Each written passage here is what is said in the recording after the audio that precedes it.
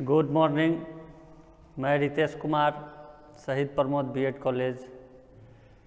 आज आप लोग को 4 ईयर बीए इंटीग्रेटर कोर्स के अंतर्गत इकोनॉमिक सब्जेक्ट की पढ़ाई कराएंगे, जिसमें टॉपिक है उपभोक्ता व्यवहार का सिद्धांत, उपयोगिता विश्लेषण। इसमें सर्वप्रथम आपको बताएंगे उपभोक्ता व्यवहार का सिद्धांत। तो इसमें उपभोक्ता का अर्थ पहले आप समझ लीजिए। साधारण बोलचाल की भाषा में उपयोगिता का अर्थ लाभदायकता से समझा जाता है। इस दृष्टि से हवा, जल, सूर्य की रोशनी आदि हमारे लिए अत्यधिक उपयोगी है, किंतु अर्थशास्त्र में उपयोगिता का एक विशेष अर्थ होता है। अर्थशास्त्र में उपयोगिता किसी वस्तु की वह क्षमता अथवा गुण है जिससे मानवीय आवश्यकताओं की पूर्ति होती है। यदि दूध अथवा रोटी खाने से हमारी भूख दूर होती है तो हम कह सकते हैं कि दूध अथवा रोटी भूख मिटाने की जो क्षमता अथवा शक्ति है वही उसकी उपयोगिता है। यह एग्जाम्पल अभी आपको दिए हैं कि उपयोगिता कैसे प्राप्त होती है। तो अभी बताए हैं दूध अथवा रोटी खाने से हमारी भूख दूर होती है, तो हम कह सकते हैं कि दूध अथवा रोटी में भूख मिटाने की जो क्षमता अथवा शक्ति है वही उसकी उपयोगिता है। इसी प्रकार कलम एवं स्याही में उपयोगिता है, क्योंकि इनसे हमारी लिखने की आवश्यकता की संतुष्टि होती है। एडवर्ड नेविन ने उपयोगिता की व्याख्या की है।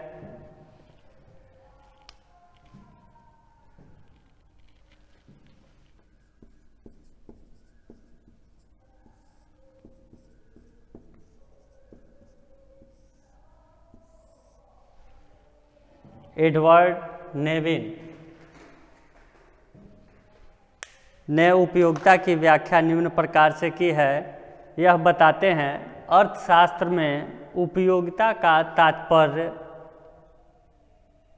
उस संतुष्टि से है जो किसी व्यक्ति को धन या संपत्ति के उपभोग से प्राप्त होती है। ये कहते हैं एडवर्ड नेविन, ये अपने भाषा में कहते हैं कि उपयोगिता क्या है। तो ये बता रहे हैं अर्थशास्त्र में उपयोगिता का तात्पर्य या अर्थ उस संतुष्टि से है जो किसी व्यक्ति को धन या संपत्ति से के उपभोग से प्राप्त होती है। ये कहना चाह रहे हैं जो उपयोगिता किसी वस्तु की उपयोगिता जो है किसी व्यक्ति को धन या संपत्ति से प्राप्त होती है। अतएव किसी वस्तु में मानवीय आवश्यकताओं की पूर्ति करने की क्षमता को उपयोगिता कहते हैं। क्या कहते हैं ये? किसी वस्तु में मानवीय आवश्यकताओं, मानव की जो भी आवश्यकताएं हैं उनको जो पूरा करता है उसे हम उपयोगिता कहते हैं। जब किसी व्यक्ति को कोई वस्तु प्राप्त करने की इच्छा होती है तो उसे खरीदकर वह अपनी आवश्यकताओं की संतुष्टि करता है। किसी व्यक्ति को अगर कोई वस्तु की चाह होती है या इच्छा होती है तो वह उसे खरीदकर उसे प्राप्त करता है। जब वह कोई वस्तु खरीदता है तो उसे संतुष्टि मिलने की आशा होती है, और जब वह उसका उपभोग करता है तो उसे संतुष्टि प्राप्त होती है। अगर कोई व्यक्ति किसी वस्तु को खरीदता है, जैसे मोबाइल ही देखिए, चाह होती है जो हमारे पास मोबाइल हो, तो मोबाइल जब वह खरीदता है तो उसके बाद उसका उपभोग करता है तो उसको संतुष्टि मिलती है। अब आगे है इसके अर्थ के बाद उपयोगिता के संबंध में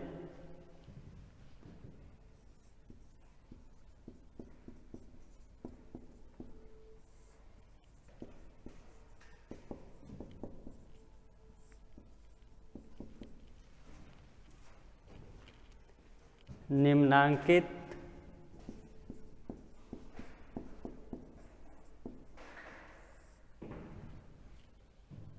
तथ्यों पर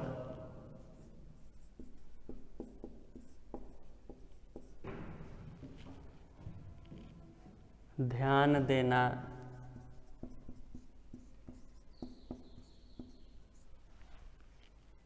अनिवार्य है।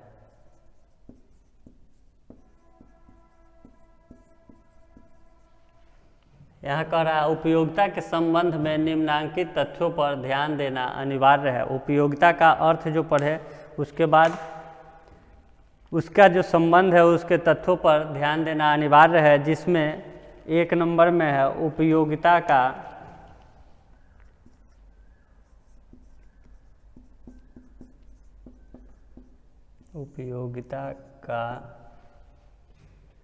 लाभदायकता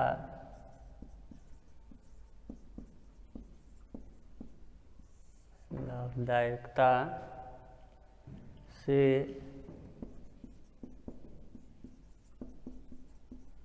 कोई संबंध नहीं है।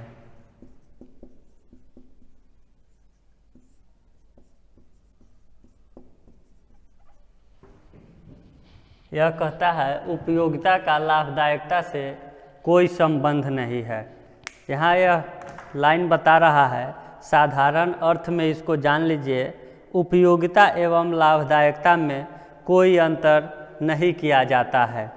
व्यवहारिक जीवन में हम उन्हीं वस्तुओं को उपयोगी मानते हैं जो हमारे लिए लाभदायक हो, किंतु अर्थशास्त्र में उपयोगिता का तात्पर्य लाभदायकता से नहीं है, वरन वस्तु में मानवीय आवश्यकताओं की पूर्ति करने की क्षमता अथवा गुण से है। यहाँ कहता है जो लाभदायकता का अर्थ इसमें अर्थशास्त्र के अनुसार उपयोगिता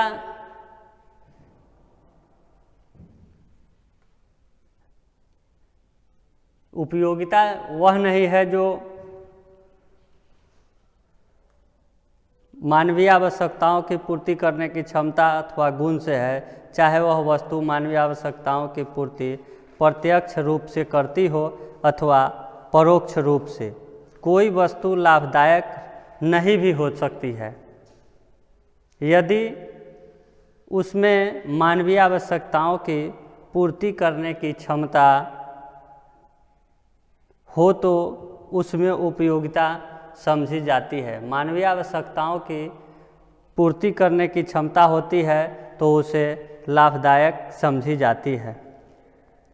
दूसरे शब्दों में अनुपयोगी एवं स्वास्थ्य की दृष्टि से हानिकारक वस्तुओं में भी यदि किसी व्यक्ति की आवश्यकता की पूर्ति की क्षमता हो, यानी उस वस्तु की कोई मांग करता है और उनके लिए मूल्य देने को तैयार है, तो अर्थशास्त्र की दृष्टि से उनमें उपयोगिता रहती है।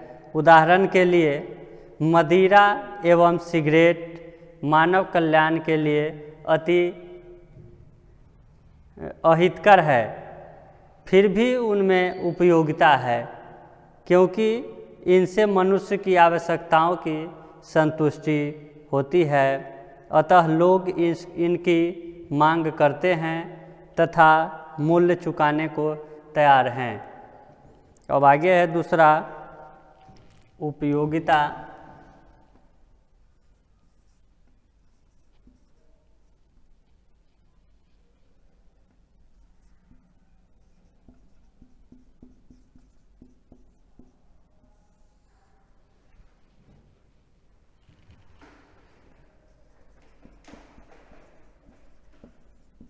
आवश्यकता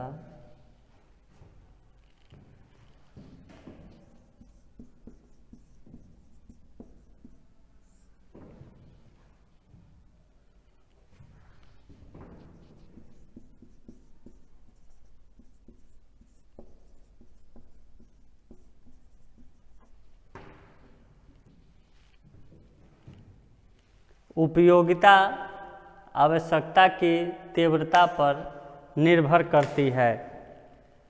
जिस वस्तु के लिए हमारी इच्छा जितनी ही अधिक तीव्र होगी, उससे हमें उतनी ही अधिक संतुष्टि अथवा उपयोगिता प्राप्त होने की आशा रहती है। संतुष्टि वस्तु की उपयोगिता का परिणाम है, जो आवश्यकता पूर्ति के उपरांत होने वाली मनोदशा अथवा मनोवृत्ति का नाम है। इसका वस्तु से प्रायः कोई संबंध नहीं होता, किंतु साधारणतया यह देखा जाता है कि व्यक्ति विशेष की आदत, उत्तेजना तथा गलत आशा के कारण कभी कभी किसी वस्तु के उपभोग से प्राप्त वास्तविक तृप्ति से कम होती है। हालांकि कुछ परिस्थितियों में संभव है कि यह अधिक हो जाए। यह उपयोगिता आवश्यकता की तीव्रता पर निर्भर करती है, इसके अंतर्गत आया। और अब आगे तीसरा नंबर में है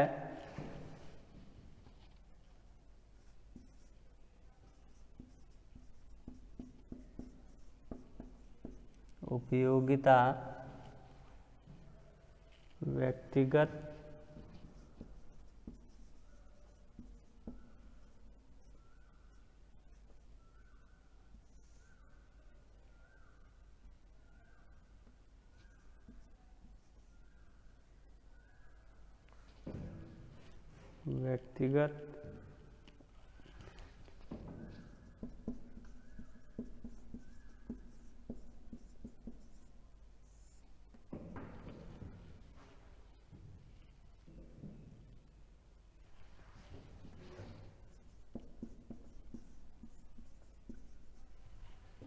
उपयोगिता व्यक्तिगत या आत्मनिष्ठ होती है।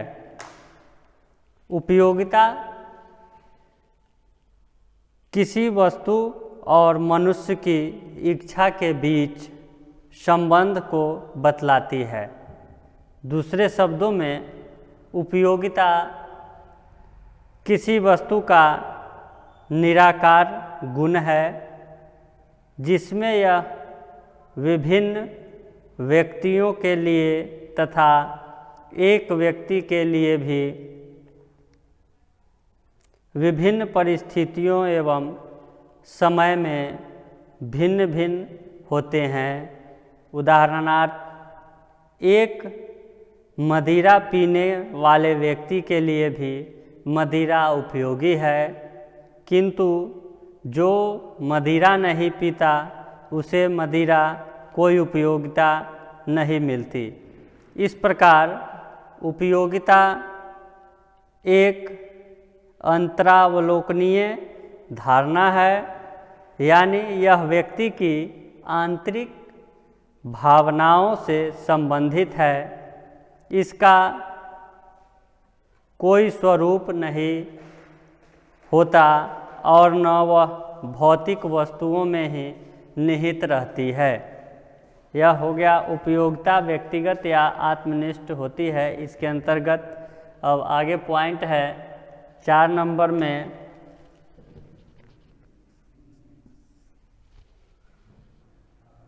उपयोगिता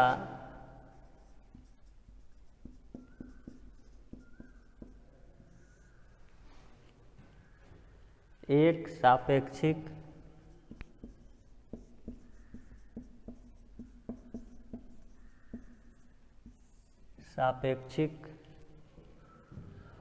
धारणा है।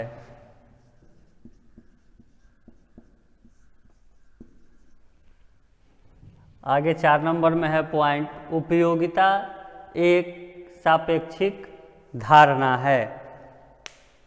इसके अंतर्गत जान लीजिए, जो समय, स्थान तथा व्यक्ति के साथ साथ बदलती रहती है। उदाहरण के लिए, आज जो व्यक्ति मदिरा नहीं पीता, कल यदि वह मदिरा पान प्रारंभ कर दे तो उसे इससे उपयोगिता का अनुभव होने लगेगा। पुनः छाता एक ही व्यक्ति के लिए ग्रीष्म एवं वर्षा काल में अधिक उपयोगी होती है तथा शक्ति काल में कम। यह उपयोगिता एक सापेक्षिक धारणा है। इसके अंतर्गत अभी आपको बताए, जो समय, स्थान तथा व्यक्ति के साथ साथ बदलती रहती है। जो समय यानी कि प्रत्येक समय तथा व्यक्ति के साथ साथ बदलती रहती है। हर एक व्यक्ति के साथ अलग अलग समय आता है। उदाहरण में आपको बताएं, जो व्यक्ति मदिरा नहीं पीता है, यानी कि कोई भी व्यक्ति हो जो मदिरा नहीं पीता है, कल यदि वह मदिरा पीना प्रारंभ कर दे तो इससे उपयोगिता का अनुभव होने लगता है। जब वह पीना शुरू कर देता है तो वह उसका उपयोगिता अनुभव करता है, जो यह हमारे लिए उपयोगी है, और वह उसका पेमेंट भी करता है और ख़रीदना लेना, क्रय विक्रय दोनों जो है शुरू हो जाता है। उसके बाद दूसरा उदाहरण है, छाता एक ही व्यक्ति के लिए ग्रीष्म एवं वर्षा काल में अधिक उपयोगी होता है तथा शक्ति शीतकाल में कम। वर्षा में छाता की उपयोगिता होता है और शीतकाल यानी ठंडा में उसका उपयोगिता नहीं होता है। तो वहाँ छाता उपयोगी भी है और अनुपयोगी, लेकिन इसे उपयोगिता में रखा जाता है। अब आगे है 5वां नंबर, उपयोगिता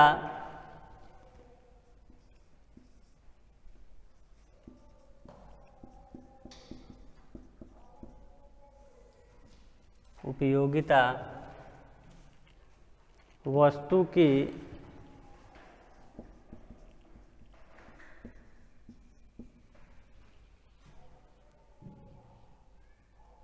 मात्रा पर भी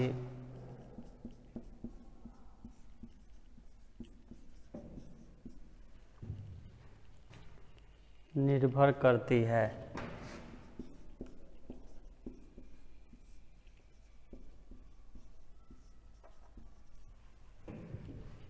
यह लास्ट पॉइंट है, उपयोगिता वस्तु की मात्रा पर भी निर्भर करती है। जैसे जैसे किसी वस्तु की मात्रा हमारे पास बढ़ती जाती है, वैसे वैसे उसकी अगली इकाइयों की उपयोगिता घटती जाती है और एक बिंदु के बाद वह हमारे लिए बिल्कुल उपयोगी नहीं रह जाती। इस प्रकार उपयोगिता प्रधानतः एक मनोवैज्ञानिक स्थिति है। वस्तु का स्वभाव अथवा धर्म नहीं, वस्तु में मानवीय इच्छाओं की तृप्ति करने के लिए शक्ति होती है जो उसे उपयोगी बनाती है, परंतु उस वस्तु का अधिक या कम उपयोगी होना मनुष्य की इच्छा की तीव्रता पर निर्भर करता है। इस प्रकार उपयोगिता मूलतः हमारी इच्छा की तीव्रता को बताती है। यह उपयोगिता के संबंध में निम्नांकित तथ्य पर ध्यान देने के लिए बताया गया था, जिसमें 5 पॉइंट हमने बताया। फर्स्ट है उपयोगिता का लाभदायकता से कोई संबंध नहीं है। दूसरा है उपयोगिता आवश्यकता की तीव्रता पर निर्भर करती है। तीसरा नंबर में है उपयोगिता व्यक्तिगत या घनिष्ठ होती है। 4 में है उपयोगिता एक सापेक्षिक धारणा है। और लास्ट है 5वां में उपयोगिता वस्तु की मात्रा पर भी निर्भर करती है। तो यह उपभोक्ता व्यवहार का सिद्धांत के अंतर्गत ये आज की क्लास में आप लोग को बताया गया। आगे जो है उपयोगिता के भेद अगले क्लास में बताया जाएगा।